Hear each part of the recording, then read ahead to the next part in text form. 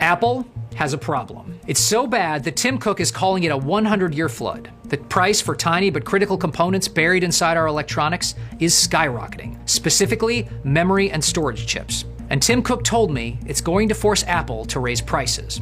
I spoke with the outgoing Apple CEO in an exclusive interview about the company's plan to adjust to this new reality. Cook told me in a phone interview that the company's planned price increases are unavoidable, and while Apple has tried to mitigate increased costs, the situation, he said, has become unsustainable. So why is this happening now? Chips have gotten faster and cheaper every couple years, powering a new technology revolution every decade or so. But in the last few months, that magic formula has reversed. That's because the prices for memory and storage chips, which are inside virtually every computing device, have suddenly skyrocketed. Apple's latest warning is remarkable because it's been the biggest buyer of storage since the days of the iPod, and also a giant buyer of memory. But now, there's a new competitor in town, artificial intelligence. AI companies are flooding the memory and storage market with money and securing much of the supply. Suddenly, Apple no longer has the leverage to push the storage and memory makers for the lowest prices. It has to wait in line. And here's the thing most people don't realize about how Apple makes its money. Storage in particular isn't just a cost that Apple passes along to you.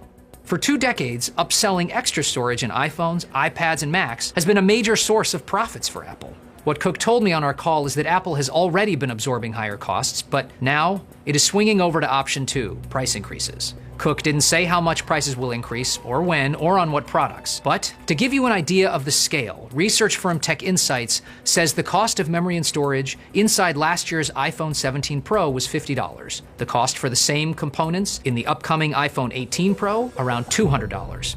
Let me take a moment to explain why this is happening more broadly. Think of memory and storage as a desk and a filing cabinet. A computer's memory is known as DRAM. It's like the desk. It's the working space that holds all the information from apps you're working with right now. Close the app, and the desk gets wiped clean. The filing cabinet is storage, also called NAND. That's where your photos and videos live, or where the apps you aren't using are kept for later, even when the power of your device is turned off. So for instance, when you buy a phone that says it has 256 gigabytes of storage, that's the size of the filing cabinet. When the spec sheet mentions 8 gigabytes of RAM, that's the size of the desk.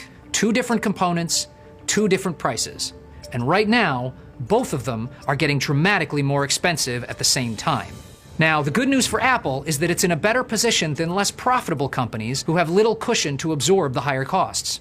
Every company that buys memory and storage is affected. Morgan Stanley estimates that to fully cover rising memory costs, smartphones would need to get about 34% more expensive. Laptops and PCs, around 67%.